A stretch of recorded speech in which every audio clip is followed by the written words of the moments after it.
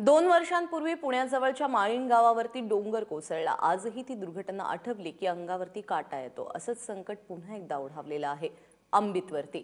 अहमदनगर जिल्ह्यातील अकोले तालुक्यातील अंबित गावावरती यंदा पाऊस संकट कोसळलंय।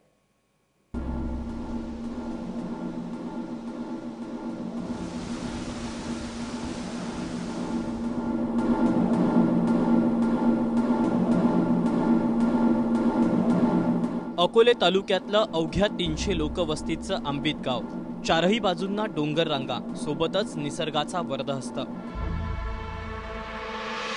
पण 2 ऑगस्टला गावात जोरदार पावसानं हजेरी लावली आणि बघता बघता त्याचा आवेग इतका वाढला की या पावसामुळे गावाच्या वरच्या बाजूला असलेल्या डोंगराला मोठी भेग पडली। त्यामुळे घाबरलेल्या गावकऱ्यांनी तात्काळ शासकीय आश्रमशाळेत निवारा शोधला। आमच्या गावाच्या 2-3 साईडने भेग गेले ती, त्याच्यामुळे आम्हाला सर्व गावाला धोका आहे। आमचे तसे शेताचे सुद्धा नुकसान झाले, घरामध्ये कोंबड्या आहेत, जनावर आहेत, काही जनावर मेलेत, तरी आम्ही तेवढं सोडून इथं राहतो। गावात इतका पाऊस पडला की गावातल्या डोंगरांसोबतच रस्त्यांनाही तडे गेलेत। त्यामुळे गावात पुन्हा जाण्याचा मार्गही बंद झाला। गावकऱ्यांमध्ये भीतीचं वातावरण आहे, मात्र प्रशासनाकडून कोणतीही तात्काळ मदत गावात अजून पोहोचलेली नाहीये। गावातील बरेचसे घरामधलं जे काही धान्य आहे, भात, तर त्याची व्यवस्था सुद्धा कुठं लावता नाही आली। तर मग अशा परिस्थितीमध्ये आम्ही आतापर्यंत 7 तारखेपासून तर आजपर्यंत या ठिकाणी राहतोय, पण कोणी अधिकाऱ्यांनी आम्हाला ते जनावरांसाठी निवारा केला नाही किंवा माणसांसाठी दुसरा काही निवाराची व्यवस्था केली नाही। एका बाजूनं डोंगर कोसळण्याची भीती आणि दुसऱ्या बाजूनं गावाजवळचं धरण फुटण्याची धास्ती, अशा कात्रीत गावकरी अडकलेत। या साऱ्या प्रकाराची माहिती मिळाल्याबरोबर माजी आदिवासी विकास मंत्री मधुकर पिचड आणि पालकमंत्री राम शिंदे यांनी अंबितची पाहणी केली, मात्र त्यांच्याकडूनही आश्वासनांशिवाय दुसरं काहीही मिळालं नाही।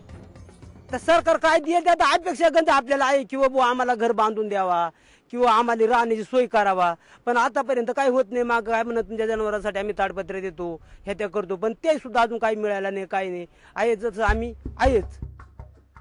अंबित सोबतच इतर गावातील 3 डोंगरांनाही तडे गेल्याचं समोर आलंय, मात्र इतकं होऊनही अजूनही मदत का मिळत नाहीये हा प्रश्न विरोधकही विचारतायत। ज्या लोकांनी 21 इंचाचा पाऊस पाहिलाय त्यांच्यावरती भलं मोठं संकट या ठिकाणी कोसळलेलं आहे। त्या संकटातल्या माणसाला शासनाने त्वरित धावून यावं ही या ठिकाणी शासनाला मी विनंती करतोय। जर या ठिकाणी शासनाने वेळेत भूमिका ऐकली नाही तर रस्त्यावर उतरण्याची भूमिका आमची राहील।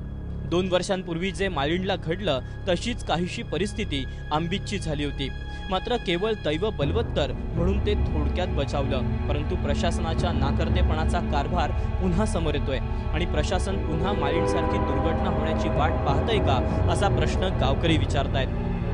नितीन ओझा, एबीपी माझा, अकोले, अहमदनगर।